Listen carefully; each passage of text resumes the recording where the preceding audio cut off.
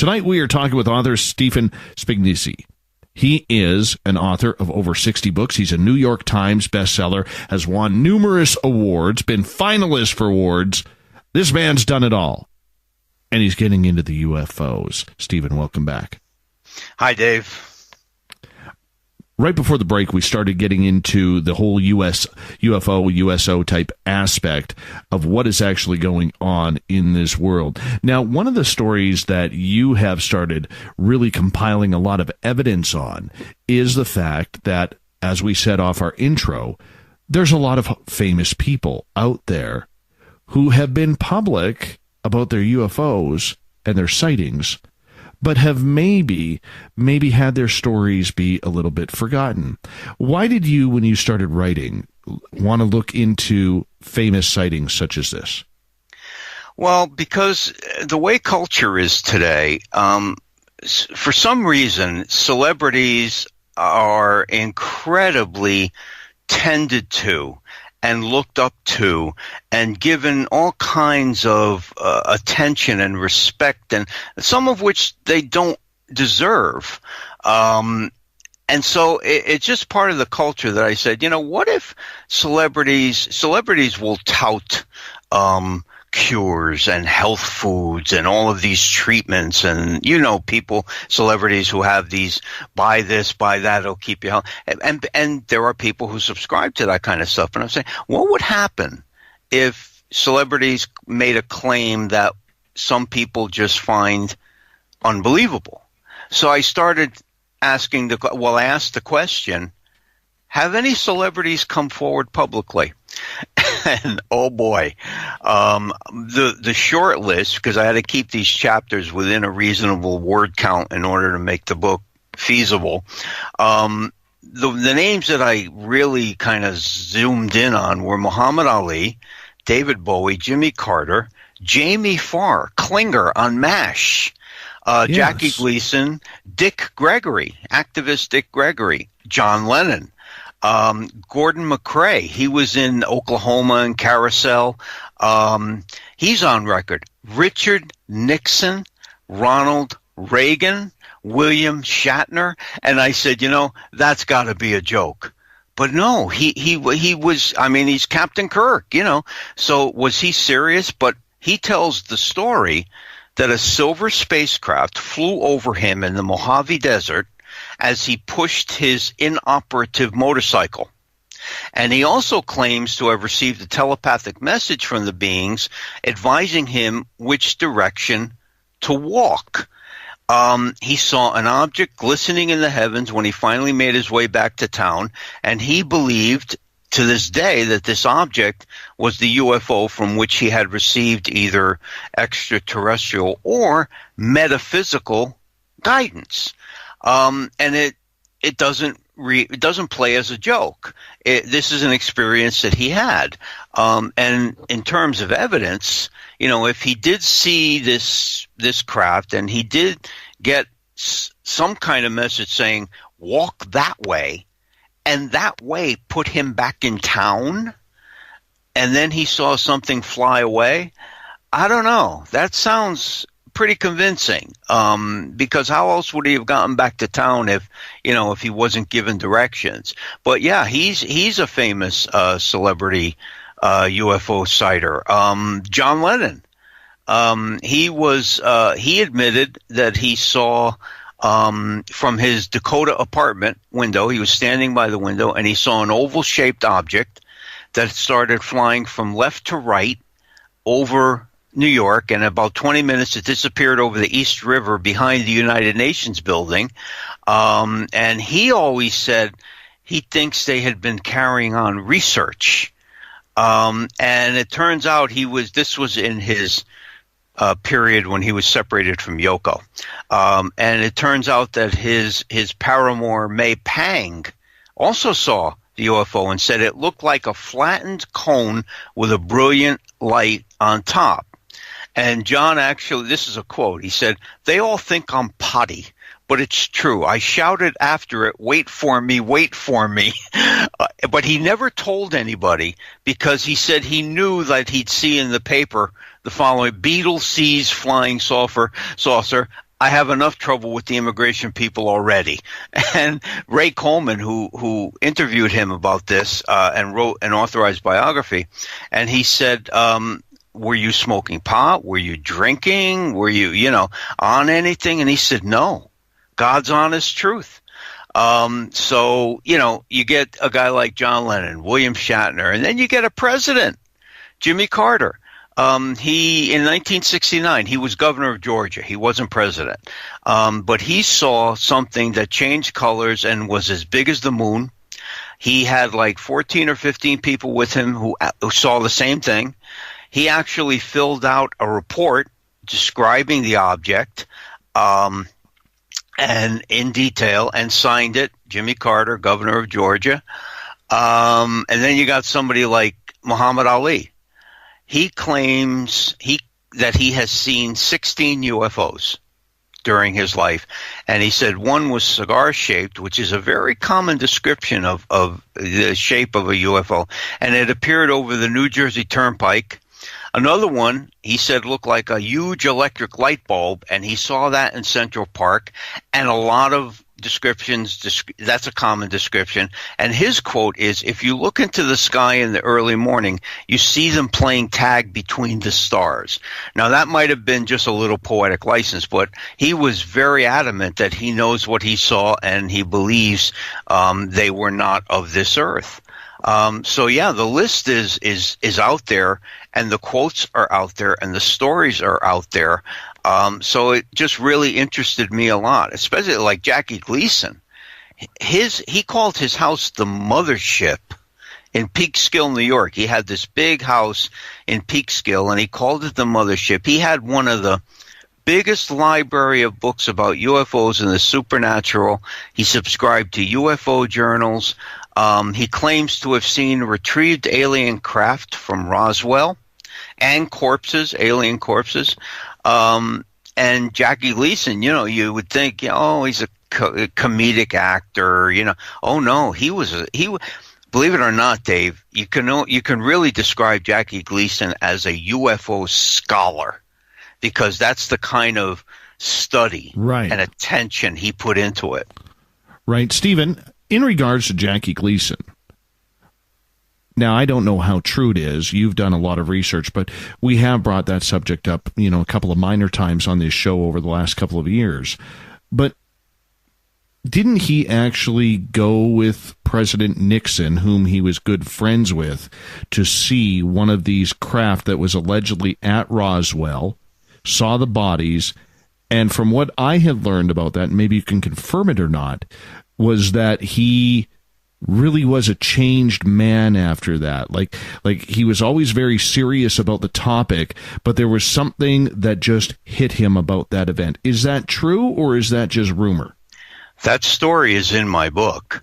And yeah, Nixon, apparently, here's how the story goes. Nixon was fully aware of the Roswell crash and the retrieval of alien spacecraft and alien bodies, and was known in the inner circles of the administration and among friends to have visited the repository of these extraterrestrial artifacts at Homestead Air Force Base in Florida. And in 1973, he arranged a tour of the facility, complete with a viewing of the alien bodies, for his good friend Jackie Gleason. And according to his wife, Jackie returned home very shaken. And there's a ufologist named Timothy Good. He filed a Freedom of Information Act request to Homestead Air Force Base for all files and records pertaining to Gleason's visit and the repository. The response was, no such records exist.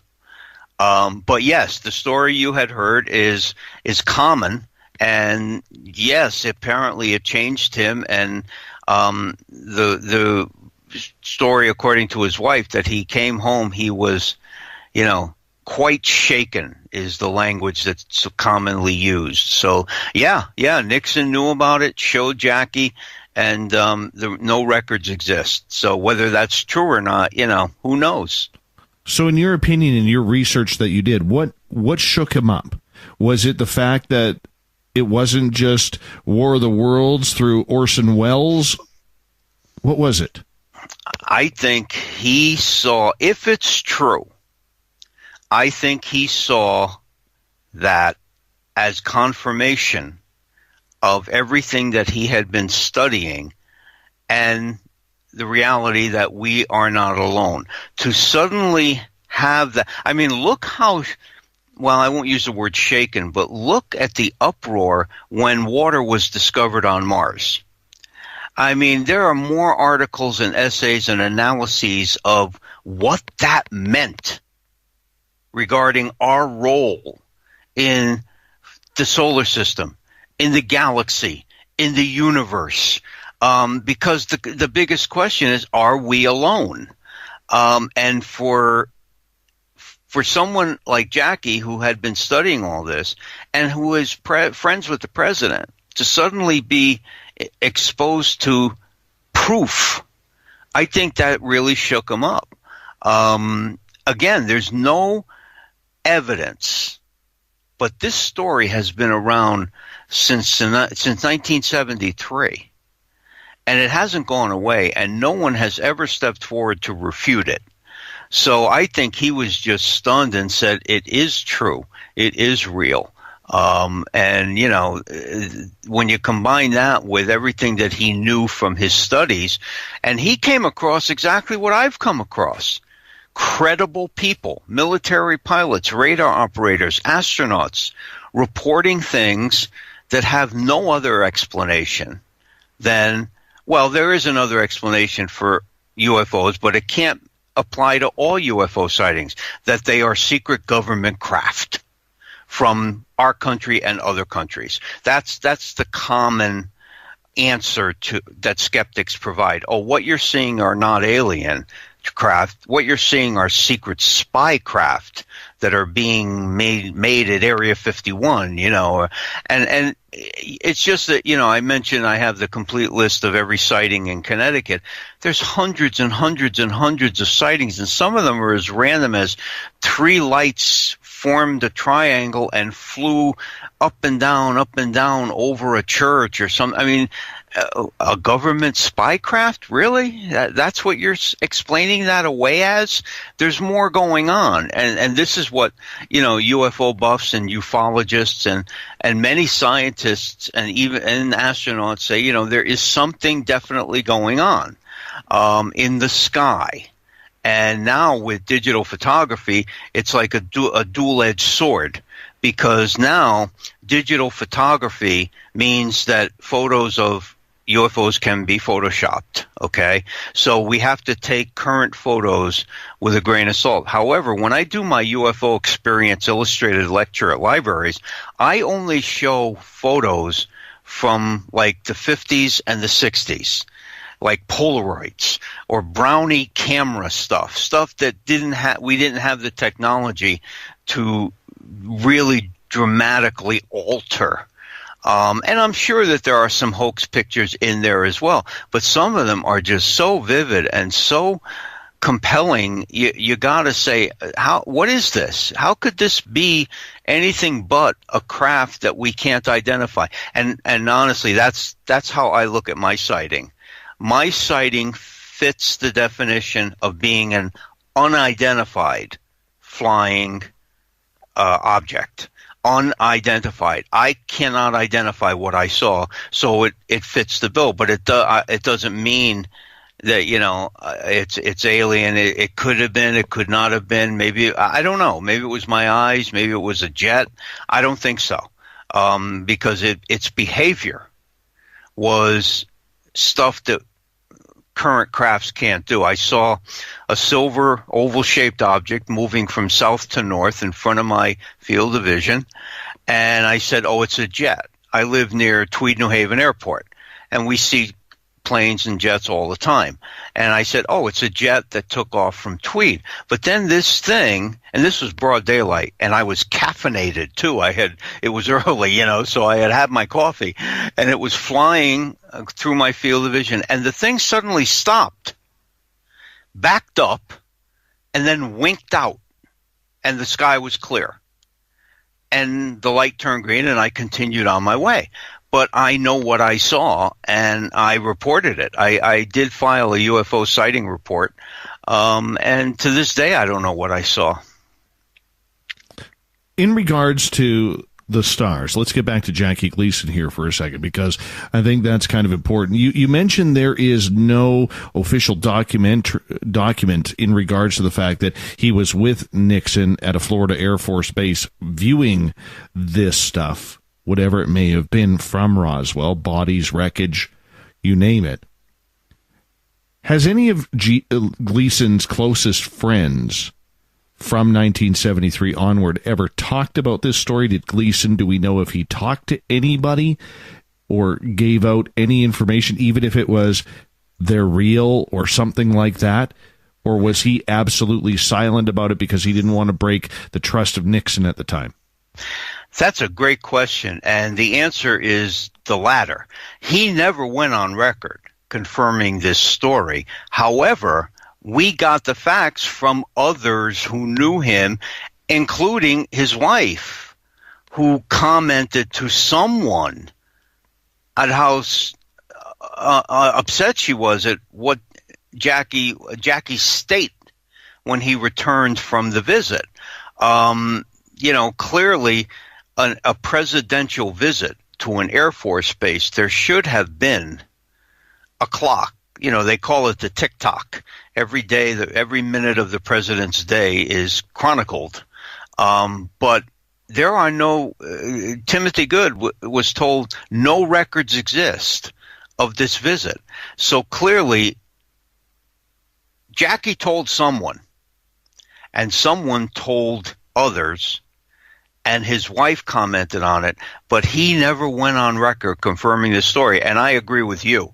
I think it was because he did not want to betray the trust that his friend, President Nixon, had put in him.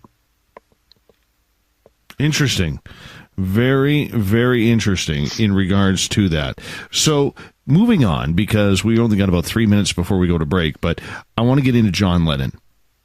Now, John Lennon was in New York, very vocal with the fact that he had seen a UFO. There are even alleged rumors of him speaking about that he was taken.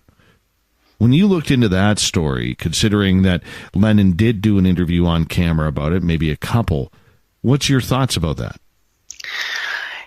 I've always been a little bit on the fence about being taken.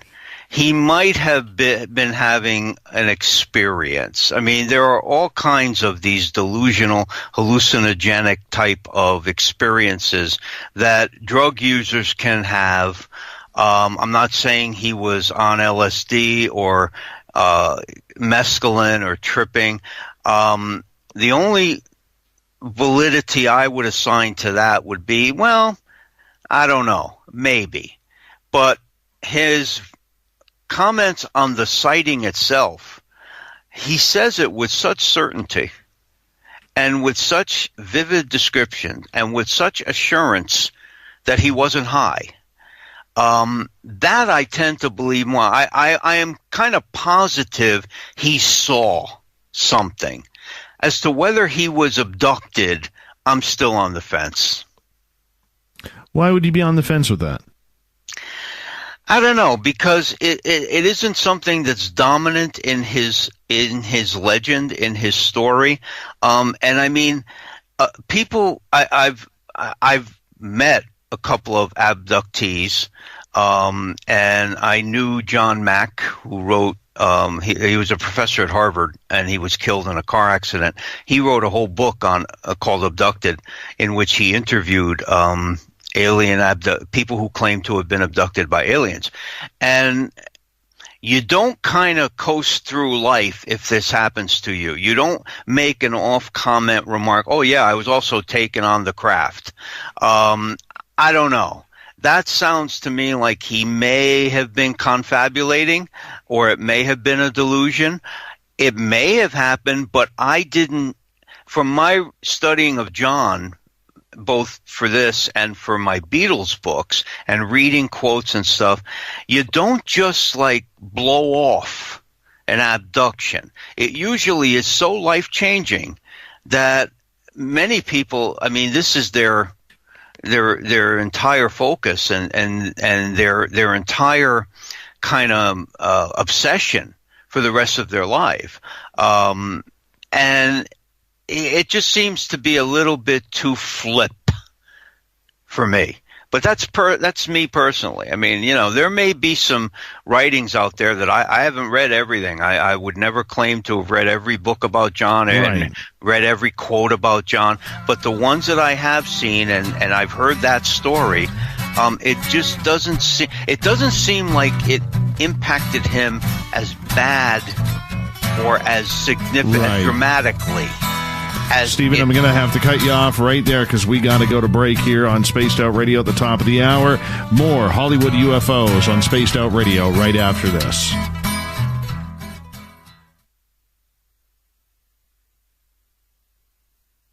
Looking for the stories of the strange and weird that you will find hard to find anywhere else?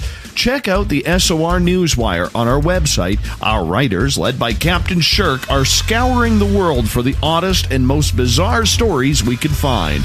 Everything from weird crime to suspenseful and paranormal. We're working hard for you to bring you the most intriguing news of your day. Check out the SOR Newswire at spacedoutradio.com today. Every night on Spaced Out Radio, we have places for you to hang out. Hi, this is Carl. Join our SOR Space Travelers group on Facebook for live chat. On Twitter, using hashtag Spaced Out Radio, you can also join us in our Spreaker chat room. Check us out on Instagram at Dave Scott SOR.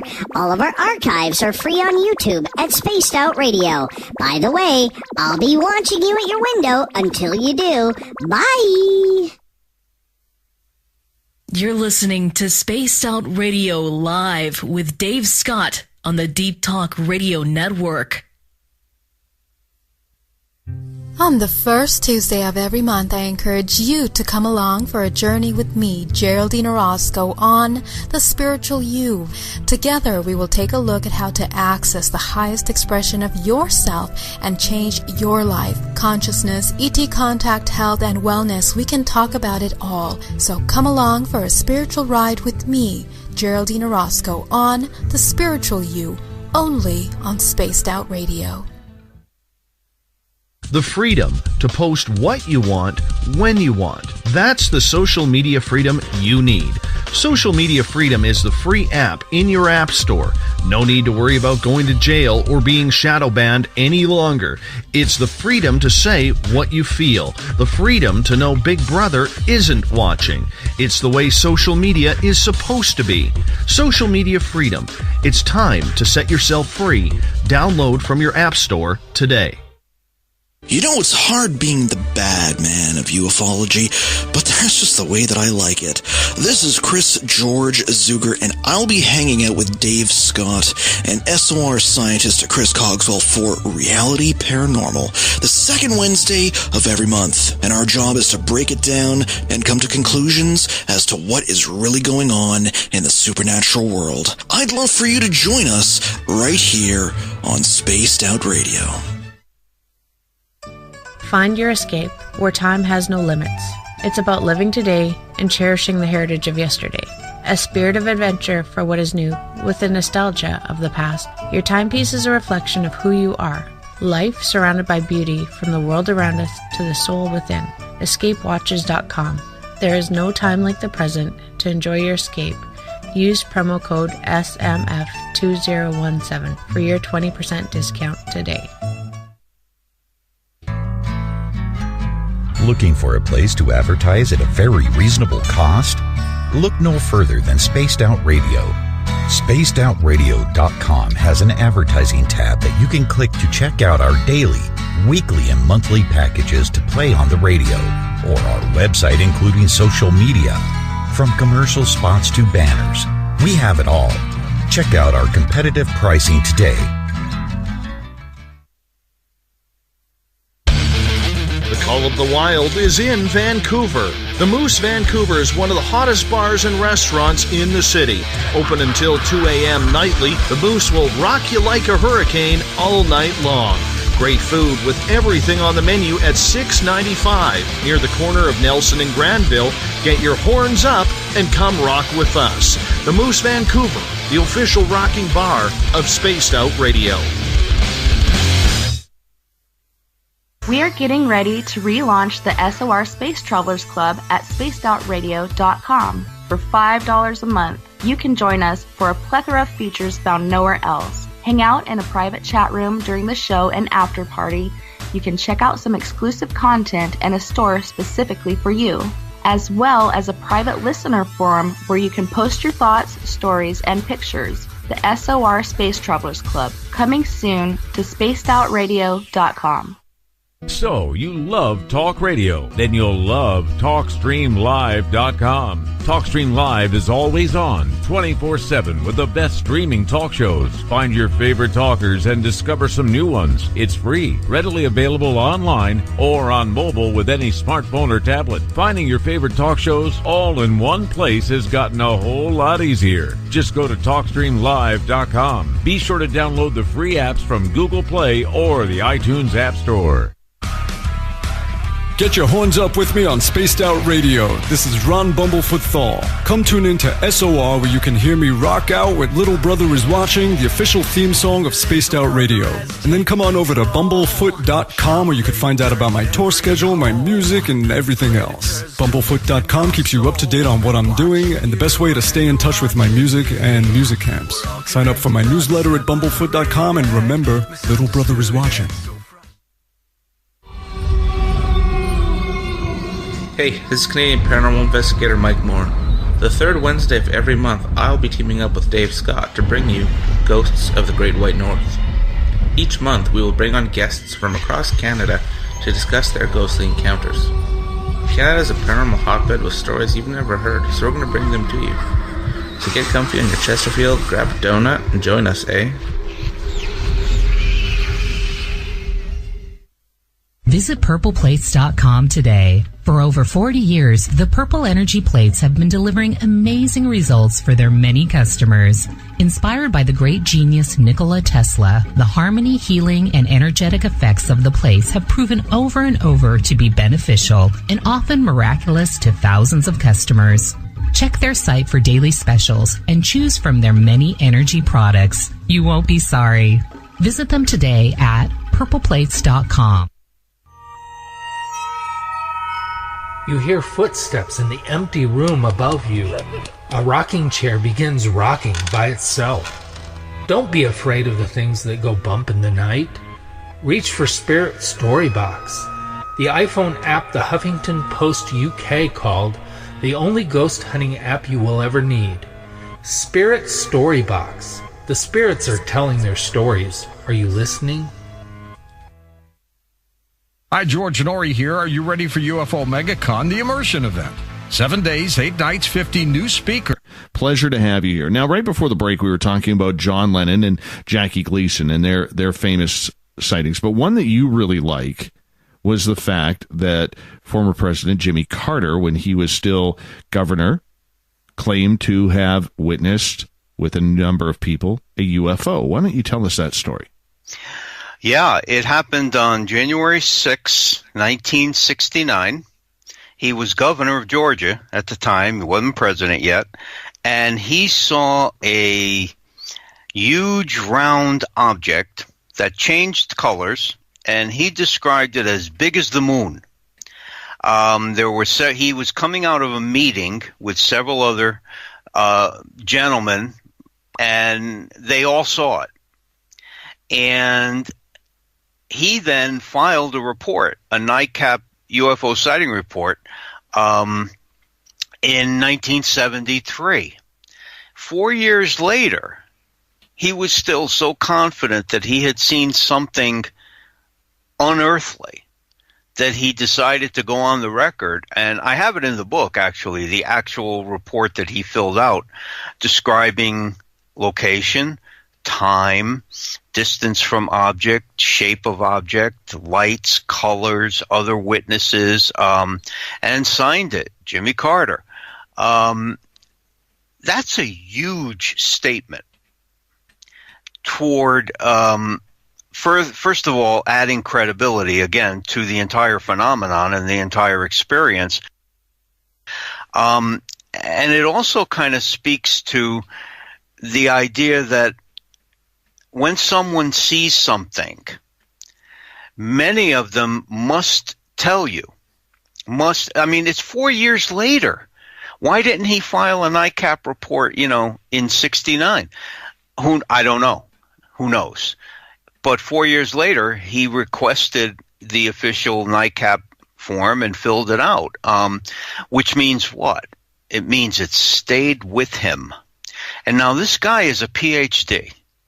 So once again, if we want to talk about intelligence and education and experience as contributing factors toward credibility and believability, Jimmy Carter passes the test. And once again, it does confirm that there are these odd experiences that people have and these sightings, and when they don't, I guess the question is, well, yeah, he was making it up. Jimmy Carter, governor of Georgia, U.S. president, 4 years after he saw something he couldn't explain, he decided to make it all up and file a report.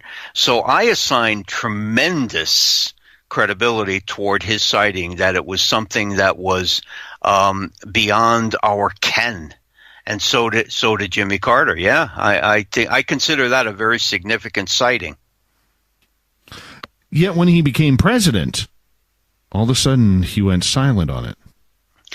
Yeah, because it's a it's a common joke in American culture and politics that matter of fact, I've heard presidential candidates make this joke all the time.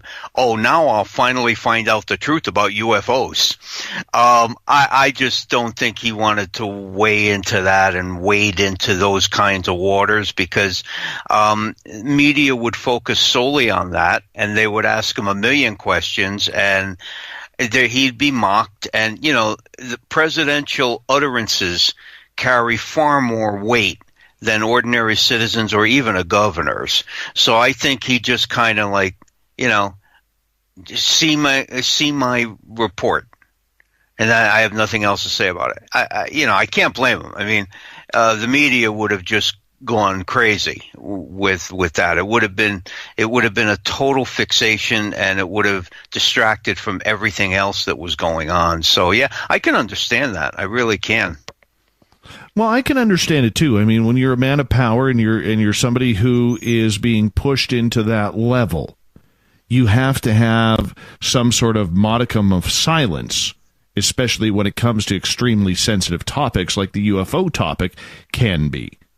And if you go back to the 70s and 80s, when, we're seeing the last real stretches of control that religion had on a lot of people.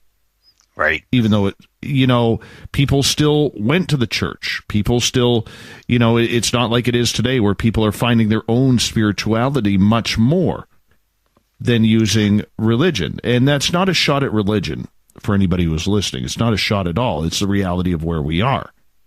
And I don't think he wanted to scare a lot of people. Well, yeah, it does kind of pull the rug out from under hardcore religious believers, because it completely deflates their entire belief system, because the majority of the common religions, especially in the U.S. and Canada, God created the world and everything in it and us, and gave us the earth as our own because we're so special. We're the only, beings that were made. And then to hear stories about that hint at the suggestion that we're not alone.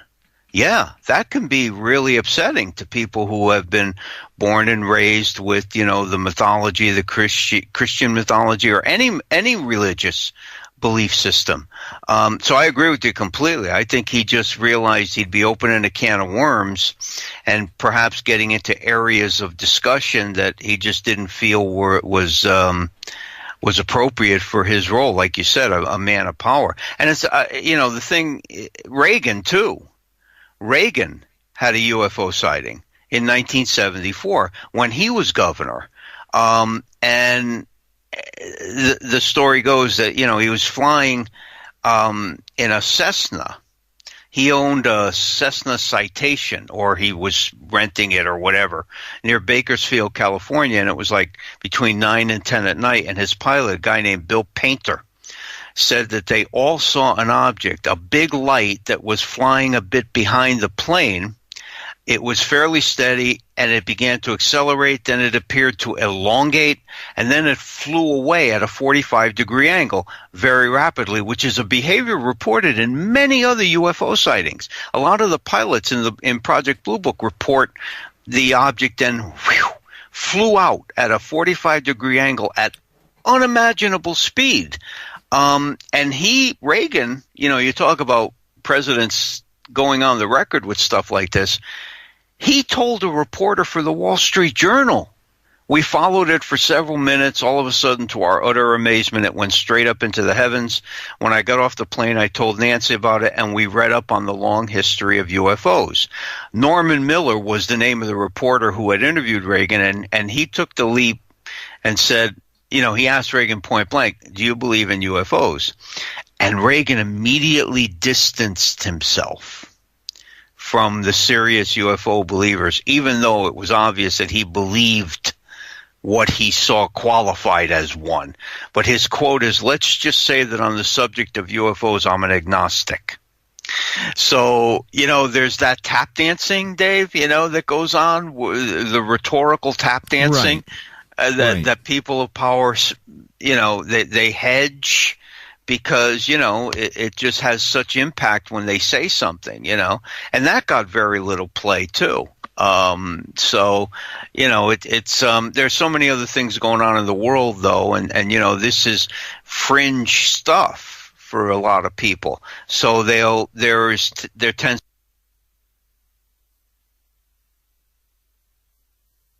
to be this dismissal of this kind of information or this kind of knowledge or these kinds of stories, even though anything else these people tell us, we believe. And yet there would be that hesitation to buy in, quote unquote, to something like that Cessna story, even though there are people who went on the record and gave quotes, so. Well, it also brings up a very good question in regards to United States presidents, because there is the rumor, many people will say it's fact, that each president, when they come into office, are shown the UFO files and told that this is real, but we do not speak about this. Yet every now and again, we get a little snippet. Whether it's Nixon and Gleason, whether it's Carter, whether it's Reagan, who allegedly, after viewing the movie E.T. at the White House with Steven Spielberg, went up to Spielberg and said, you don't know how real this actually is. Right. I know that. I'm paraphrasing there. Yeah. And then you have Hillary Clinton being caught with a book from the Rockefeller Initiative. Bill Clinton going on the record saying that, one of the first questions he asked was, what about the UFOs in Roswell? And, he kind of laughed it off on national television, saying that, there's nothing to it, Right. But the fact is, too much is happening. Yeah, you're absolutely right. I thought that was hilarious when Bill Clinton kind of, it suggested that there were things to know, but maybe not really. And, like I mentioned earlier, it's an ongoing joke. And yet many do believe, as you say, that there is that secret, NASA, NSA, CIA kind of, triad of knowledge and information that exists. But, and I'll tell you, I know somebody who used to work in the Reagan administration, and he has since passed away, but he told me, there's a story going around that the reason that governments worldwide will not admit that there are alien crafts or beings on the planet, that Roswell was not anthropomorphic dummies, that there really were bodies, is because the War of the Worlds debacle, when people panicked, has told governments, the ordinary citizen can't handle the truth. Like Jack Nicholson, and you can't handle the truth. And apparently that's been the story. I've heard it from many people, that the government will never come clean on UFOs because they think we'll panic. And that when the War of the Worlds broadcast on Halloween, we're being invaded by Martians, and people panicked and fled, and there was all this uproar and havoc and chaos, and I heard that governments look to that as proof that we can't handle what they know. Now, whether that's true or not, I don't know. But that's what I've been told, that they do have this knowledge, and they'll never reveal it. But like you said, every now and then, the presidents admit to something, or somebody makes a joke, or all the candidates, now I'll get to really see what the truth is. And so it's fascinating, really, and it speaks to how the dynamic between the populace and the government is kind of like fine-tuned to keep everybody calm. Well, I mean, that is their job, to keep the citizens calm, to keep them working, to keep them paying taxes and not questioning the narrative. Every government has that. We could go down that road very deeply and very easily and get political. But on the UFO side of things, do you think the presidents know more than what they lead on, considering that so many of them seem to have had their own experiences? Oh, I absolutely I wouldn't doubt that. Even if, as we were talking about earlier, even if the majority of sightings are perhaps clandestine government craft or spy craft, or even if the majority may not be paranormal, but some might be, to answer your question, yes, I believe they know much more than we are allowed to know. The Freedom of Information Act has been really kind of a blessing for a lot of stuff that has that needed to be brought out into the open on a whole range of subjects. But the problem with that is that the sensitive stuff, the redactions are unbelievable. The black magic marker that goes through, they got the wide Sharpies, I think, and if you make a request for something, you might get something, but 80% of the pages might be blacked out. So yes, I do think that there's a lot more to know than is revealed, and like you say, I think it's intentional, and that they feel it's necessary. Keep everybody happy, paying taxes, working, keep everything bubbling along, and not throw any monkey wrenches into the whole belief system of the average citizen, because there's a chance that it could wreak havoc. Renee has a question in our chat room for you, and she is asking, have you ever heard anything about Steven Spielberg himself having his own experiences? That Close Encounters of the Third Kind was based off his own experience. Has he said that or not? I don't know if he has said that, but I have heard that. In fact, going back to what you were talking about when Reagan saw E.T., Close Encounters, somebody, I don't remember who said it. It could have been Reagan, but somebody said, Close Encounters was actually a documentary. It was not fiction.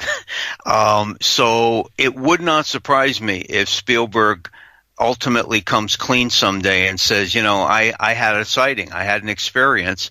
Or it would also not surprise me if he simply tapped into the memories and experiences of people who claim to have had the type of experiences that go on in Close Encounters. So to answer her question, I don't know if he has or not, but I have heard what she's heard, definitely. No, absolutely. And getting back to the whole movie of Close Encounters of the Third Kind, if we take a look at movies here for the next couple of minutes before we got to go to break at the bottom of the hour, there really hasn't been another high-quality movie like Close Encounters, in my opinion, about aliens and UFOs. And one that is as real as that one seems. I mean, we get a lot of CGI today. Sure, there's movies that take things and blow it out of proportion. We look at Independence Day, which in my opinion is a fear-mongering type of movie towards any type of ET contact. In your opinion, has Hollywood really blown this topic out of proportion, or have they done it justice ever since Close Encounters of the Third Kind? I don't think they've done it justice. I think that the UFO-themed movies, sci-fi movies, are being written purely fancifully. It's purely fiction. And I don't think that you're right. Close Encounters took a very serious look at a very common experience for UFO percipients. And Spielberg did it right. From that point on, aliens were monsters, or they were, like in Independence Day, they were clearly the enemy. It just hasn't been, and I think one of the reasons might be that it really needs to be done as a documentary. Whoever was with Reagan and mentioned that, Close Encounters was more of a documentary than fiction. There perhaps needs to be a major motion picture within the 90-minute to 2-hour range of showing the actual experiences of people who claim to have had these kinds of experiences, and take it very seriously.